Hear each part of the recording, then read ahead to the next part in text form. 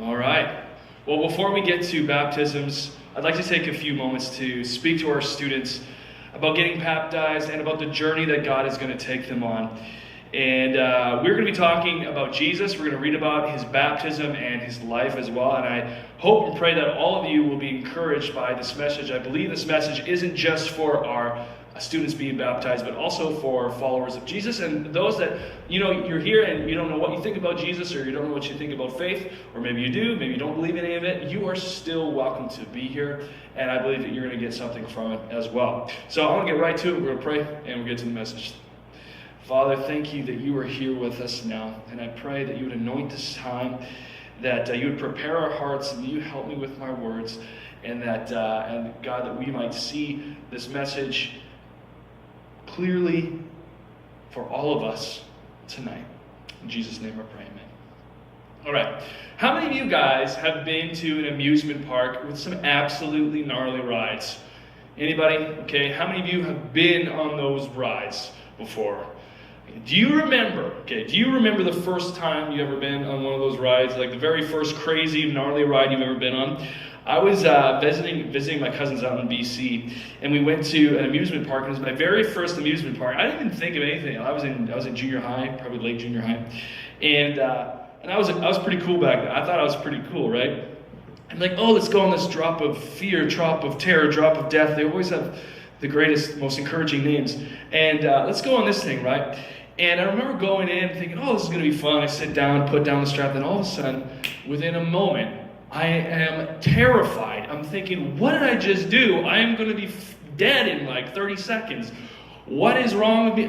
I need to go. Actually, I can't go anywhere. I'm strapped in, right? So I figured, okay, if I just close my eyes, it will go and I'll be fine. Even if I die, I won't see it coming, okay? So I'm closing my eyes, and all of a sudden I hear this voice of a woman.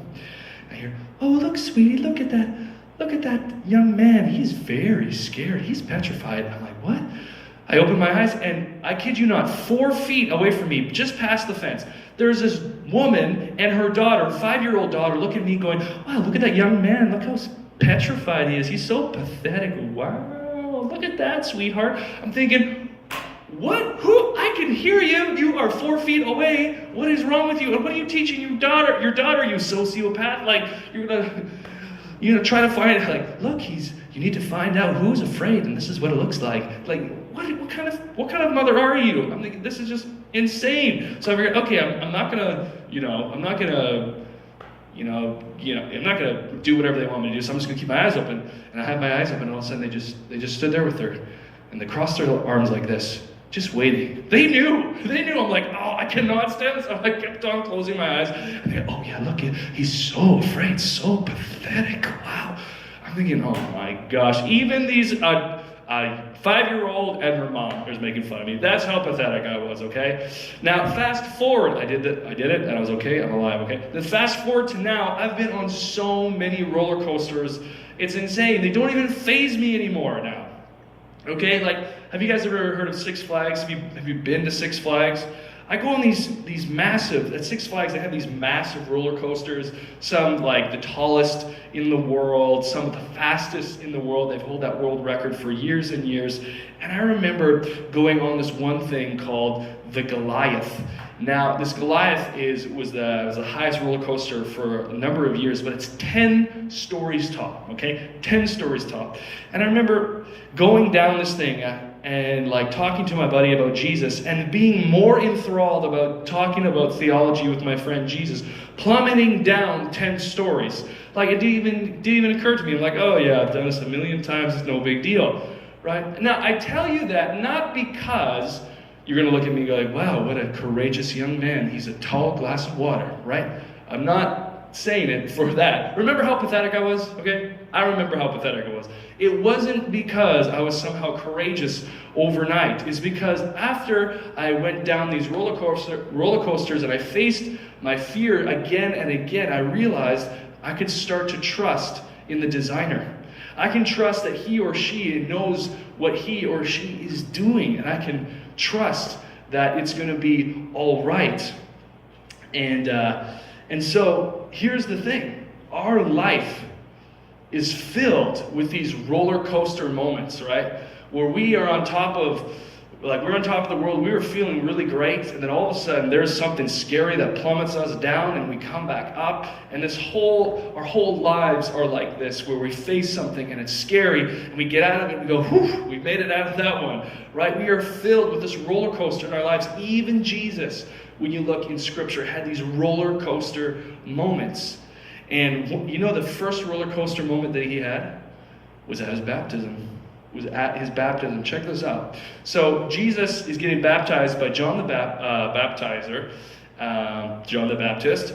And it says this: when Jesus was baptized, immediately he went up from the water, and behold, the heavens were opened to him, and he saw the Spirit of God descending like a dove and coming to rest on him.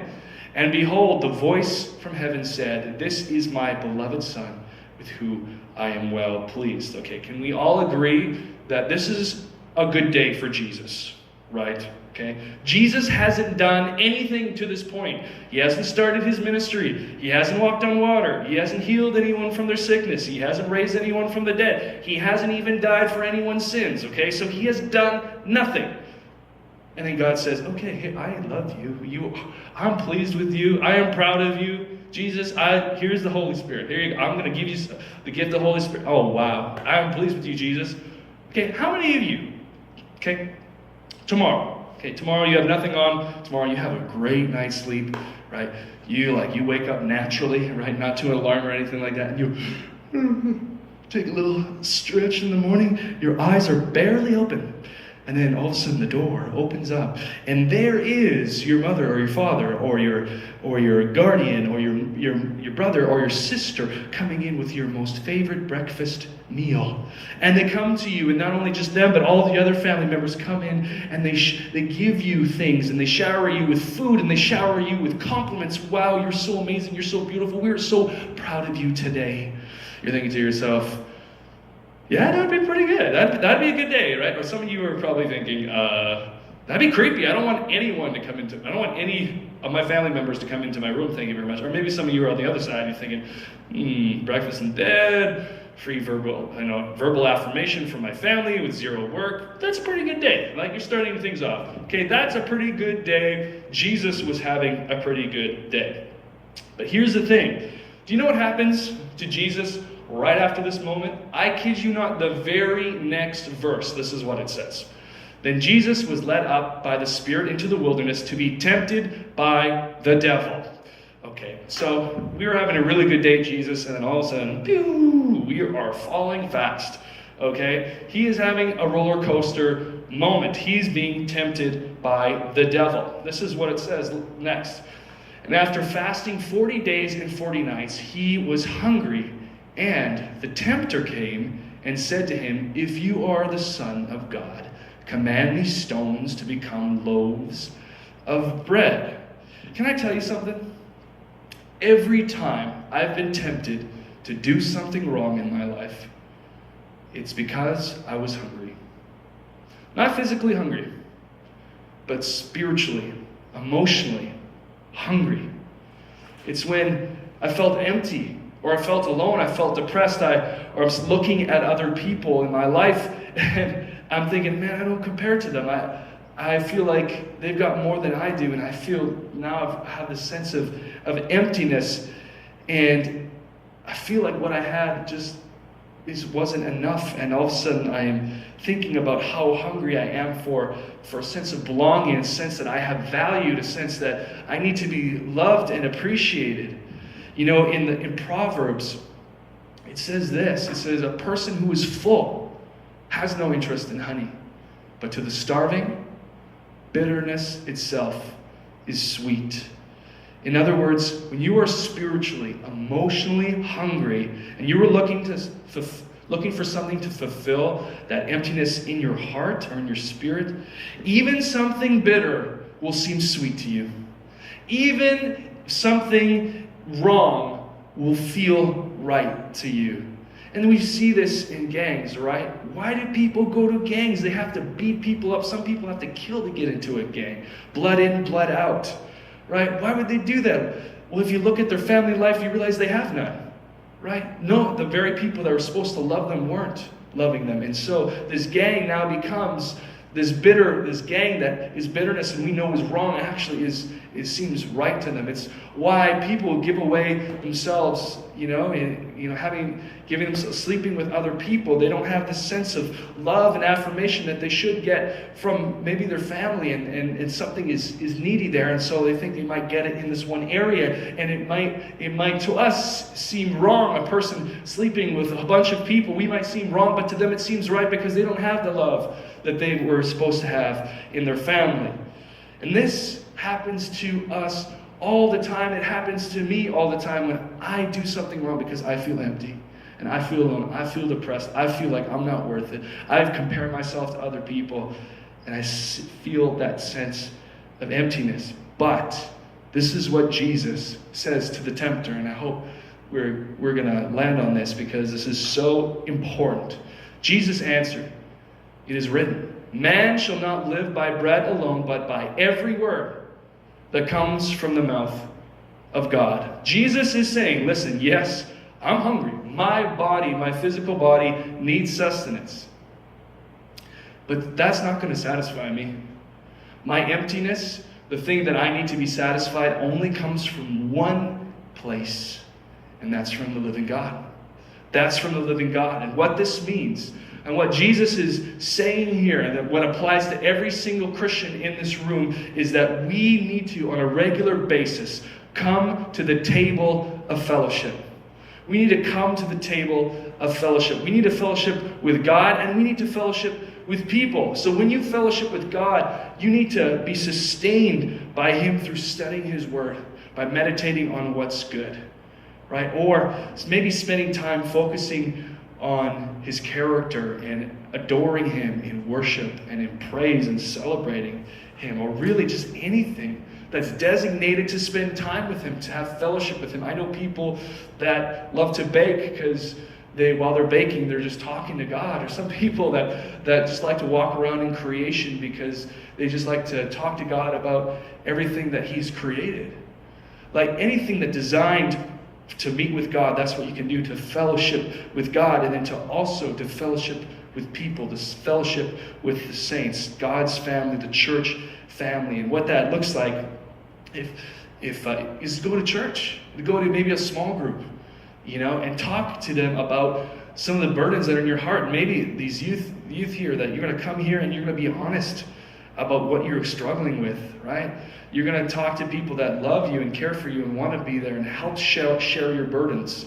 And then maybe you're on this other side of the equation where you actually feel really great. You're on that high. God has been good to you. And God is calling you to come alongside of those people that are in the valley and help them through. Then all of a sudden we are sharing each other's burdens, and it becomes a little easier, this roller coaster called life. And all of a sudden we're communing, we're having fellowship with God, and we're having fellowship with people, and then God has this incredible thing where He honors that fellowship that we have in light of who He is. And that is where our soul is sustained and our hunger is satisfied, because we're not looking for it in places that will leave us feeling empty again, but it will leave us, if we come to the table, it will fill us up, truly fill us up. And then Jesus did the most amazing thing. The most amazing thing. He died and He rose from the grave. And so that all of us can be in reconciliation, can talk and have a relationship with Jesus, to have the Holy Spirit living within us, and to have a relationship with God the Father. And it doesn't just mean that. It also means that the same Spirit that raised Jesus Christ from the dead lives inside of you, every single follower of Jesus. And He comes next to you, no matter what your circumstance. He comes next to you and says, I'm with you. I am beside you. I will never leave you. You are loved. You are accepted. You are valued. There is a plan. I know what you're going through is tough, but there is a plan. Trust me. That it will make sense once you get out of this valley a little bit later on. And listen, I'm okay with roller coaster rides, not because I'm a courageous person, because I'm not. I'm pathetic. But all of a sudden I start to trust the designer. I'm no longer afraid of life because I am now trusting the designer of my soul. I am now trusting in him that he actually has a plan and a purpose for me. And I know that he's not going to leave me by myself. He is going to come alongside of me, and he lives within me, and so that I can face any hill or valley that I might come across. And because I know that, I can step forward, knowing who I am in the Lord. And I am perfectly loved by him, and you are perfectly loved by him. And when we understand this, this love casts out fear. And this is what it's like to follow Christ, to rejoice with him when you're on top of that 10-story high, right? In the air. But then also to be comforted by God, his Spirit, and his people when we are going through the trials, when we are scared, when we are going through things. And what I'm not saying is this. I'm not saying that people getting baptized, as soon as you get baptized, it's going to get rough. No, I'm not saying that. Please don't hear me. That's not what I'm saying. What I'm saying is this, that you can rejoice no matter what, because getting baptized is just an indication of what God has already done in your life. The indication of the faithfulness that he's with you and he's beside you, and that he wants that relationship with you, and he is stirring and doing something new inside of you, that nothing, no one can take him away from you, and his feet are firmly placed by your side. So no matter what season you're in, you will have a joy that surpasses any circumstance. And so remember that if we are feeling hungry and we're on this roller coaster, we just come to the table of fellowship. We just come to God, and then we come to people, because we're going to taste and see that the Lord is good. And when we see our students baptized, it's all a symbolism of what Christ has done already in their heart. And it doesn't matter if we go on this roller coaster thing called life, we know that we can get through anything. And so I'm going to pray, and we're going to get to it.